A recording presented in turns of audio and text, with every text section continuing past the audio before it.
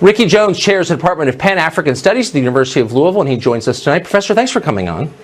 So, no problem, Tucker. Thank you for inviting me. Absolutely. It's our pleasure, as always. As part of, I want to lay down markers so we acknowledge that things are changing really fast. So things happen, people make statements that they wouldn't have made even a year ago. And I'm going to refer to a piece that you just wrote last week in the Louisville Courier-Journal in Kentucky, in which you described white Americans as moral monsters.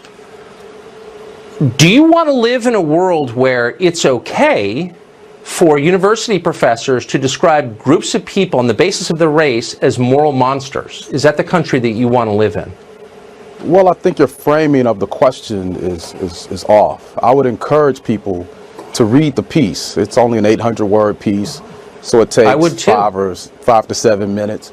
I didn't call white people moral monsters. Actually, that was the conclusion of the legendary writer James Baldwin. I'm sure some of your viewers are familiar with Baldwin. That was his conclusion after many years in America. And I simply posed the question as to whether or not Baldwin were right when we place some of the behavior along lines of race into historical context. So do I want to live in a world? So let me quote from the piece. And okay, so I would encourage our viewers also, and that's one of the reasons I wanted you to come on, so people would know what is happening out there beyond their own worlds, and that people like you are writing things like this. And I'm quoting, maybe Baldwin was right when he said we are dealing with moral monsters, i.e. white people. How would you feel about a piece that described black people as moral monsters? You would rightly call that racist, wouldn't you? Why is this not the same? Well, you're proof texting and changing the argument by doing so. Again, I would encourage your viewers to read the entire piece. I think we've entered into a dangerous Is it okay to suggest? Well, is it okay to suggest a group of people on the basis of their race are moral monsters? I mean, do you think that a person's race affects his moral standing? One race is better than another.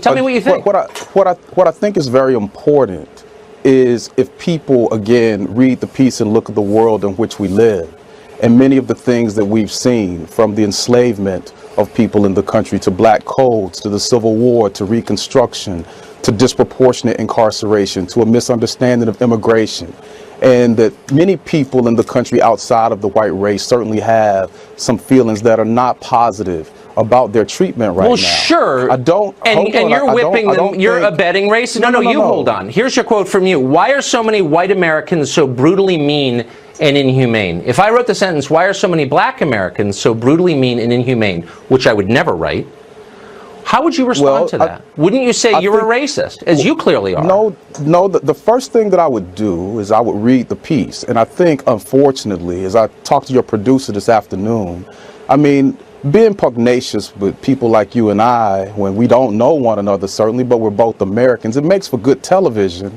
But it doesn't make for people understanding one another. I'm quoting your piece. You tell me, hold on, is this quote incorrect? And don't lay this nonsense on me. Why are so many, are these your words? Tell me what you meant by it. Why are so many white Americans? I'm being patient with you, but when you start spinning me, I lose my patience. I'm going to be patient with you. I'm going to be patient with you and let you ask and answer the questions if you'd like to, but we'll run out of time because television is certainly a short platform. But again, I encourage people to read the piece. Why are so many white Americans so... You've said that 5 times. Why don't you answer my question, which is, would it be okay for me to write the sentence, why are black Americans so brutally mean and insensitive? If you would, please answer the question. I'm answering the question. The first thing that I would do, I would not limit myself in a very myopic way to one sentence of a piece. I would endeavor to read the entire piece, which you certainly are intelligent enough to do. It's 800 words, okay? This is not the Republic here. It's only 800 words. So can you account for one sentence in that piece? Can you just answer my question? If I wrote an 800-word piece in which I said, why are black people so awful and morally deficient, what would you think of that?